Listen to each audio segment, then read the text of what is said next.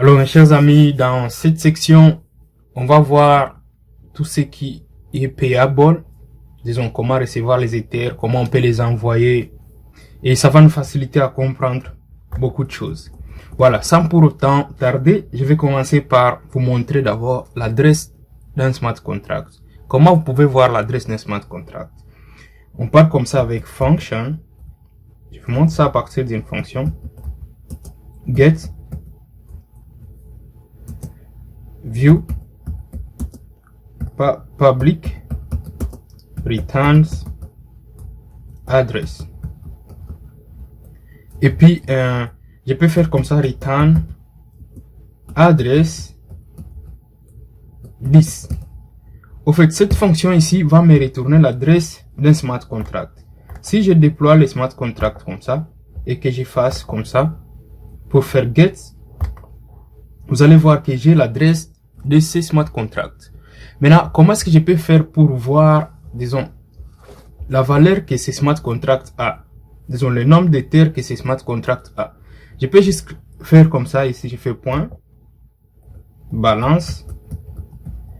Comme la balance c'est un entier, en fait, non signé, je peux faire int. Ok, je peux redéployer ce smart contract. Et si je vérifie comme ça, le deuxième smart contract, je vais le déployer, que je fasse comme ça get, vous voyez, j'aurai 0, parce que j'ai 0 dans mon smart contract. Maintenant, ici, à partir d'ici, à partir de cette fonction ici, on peut créer ce qu'on appelle le fallback function. Fallback function, c'est la fonction qui va permettre au smart contract de recevoir les Ethers, peu importe la valeur qu'on peut envoyer. Et je vais vous montrer ça par exemple. Alors, comment est-ce qu'on déclare les fallback function? On peut le faire comme ça. Receive. Et puis, ça sera une fonction externale aussi payable. Ça sera payable. Pourquoi payable? Payable parce que c'est une fonction qui va recevoir les Ethers. C'est pourquoi il faut toujours mettre payable. On va faire les exercices avec payable pour que ça soit, pour que vous puissiez bien comprendre. Maintenant, si je vais essayer de déployer les smart contracts ici, je déploie le smart contract. Vous allez voir que je vais rester toujours avec la fonction get. Mais si je vais envoyer les Ethers, par exemple, je vais envoyer 10 Ethers sur mon smart contract, ça va arriver. Pourquoi? Parce que j'ai la fonction fallback dans le smart contract. Si je fais comme ça transact ici et que je fasse get, vous voyez, j'ai 10 Ethers. Ça me montre la balance de mes 10 Ethers. La balance que vous voyez ici, c'est en way. C'est la plus petite unité des Ethers. Ça c'est 38 Huawei. Mais si vous voulez que ça soit converti en Ether, je peux mettre seulement par exemple ici, divisé par 1 Ether. Parce que 10 exposant 18 0. Alors si je fais comme ça, je peux vérifier la balance sans problème. Que je fasse seulement comme ça. Et puis je peux envoyer encore 10 Ether ici. Vous allez voir. Si je fais la transaction. Comme ça. Et que je regarde la balance, j'aurai 10 en Ether, pas en way, parce que j'ai divisé ça par 1 Ether qui est égal à 10 exposant 18, 0. Voilà. Là, vous avez vu l'importance des fallback function. Parce que ici, dans fallback function, si je mets revert, je peux interdire à ces fallback function de recevoir les Ethers. C'est comme ça que je peux écrire ici, peut pas recevoir les Ethers. Je peux écrire ici, ne peut pas recevoir les Ethers. Et si j'essaie de déployer ces smart contracts, à chaque fois que je vais vouloir envoyer les Ethers à ces smart contracts, ça va refuser. Parce que j'ai mis un revert dans fallback function, dans receive, qui va refuser de recevoir les Ethers. Ok, si je fais comme ça, 10 Ethers, et je vais les envoyer, vous allez voir que la fonction va refuser. Vous voyez ici, on me dit qu'il ne peut pas recevoir les Ethers. Parce que j'ai mis de faire les reverts. C'est à travers cet exemple que je vais vous expliquer aussi c'est quoi la fonction payable. Ici, on veut le voir fallback function receive. C'est pour permettre au smart contract de recevoir les Ethers. Quand vous voyez une fonction pareille, vous allez comprendre directement que ce smart contract reçoit les Ethers. Si vous, comme je viens de refuser que ces smart contracts puissent recevoir les Ethers, maintenant je peux créer une fonction qui peut le faire à la place du smart contract.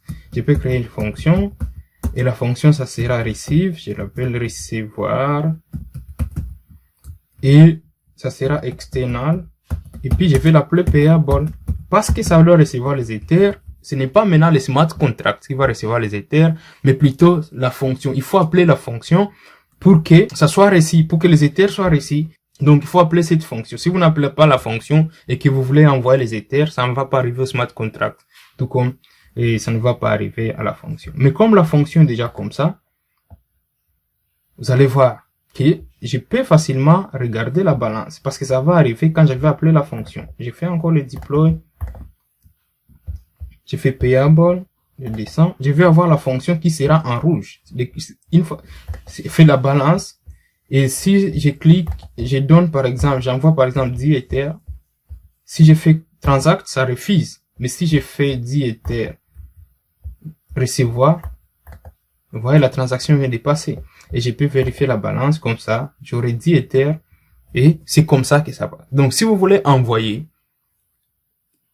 les Ethers, ou bien recevoir les Ethers, vous devez toujours utiliser la clé, le mot-clé payable. Si vous voulez que le smart contract reçoive les Ethers, il faut utiliser receive. Maintenant, si vous voulez qu'une adresse reçoive les Ethers, ça aussi, il faut tenir compte de ça. Supposons que je déclare une adresse comme ça. Adresse public, je peux dire public, ads qui est égal à msg.send. Ok, pour que cette adresse reçoive les Ethers, je dois préciser que cette adresse c'est une adresse payable. Et comment est-ce que je vais faire? Je vais faire comme ça, payable address. C'est comme ça que je dois dire à cette adresse msg.send, tu dois recevoir les Ethers. C'est pourquoi j'ai mis payable. Si vous ne mettez pas payable, ça sera pas possible. Maintenant, si vous voulez qu'une adresse à partir d'une fonction reçoive les Ethers, comment est-ce que vous pouvez faire? Quand vous déclarez une adresse avec un argument comme ça, vous devez toujours ajouter payable devant cette adresse pour que aussi ça soit une adresse qui va recevoir les Ethers. Parce que après ces cours, après cette partie, on va voir comment on peut transférer les Ethers. Maintenant, si vous voulez transférer un Ether ou bien quelque chose de valeur sur l'Ethereum Virtual Machine, vous devez savoir qu'il faut toujours utiliser les keywords payable. C'est bien de savoir tout ça, c'est bien de maîtriser parce que ça ne va pas vous compliquer. Et je pense que c'est tout pour tous ces keywords payable ou bien mots-clés payable. Nous avons vu receiver, nous avons vu comment envoyer des transactions et merci beaucoup, on se voit dans la suite.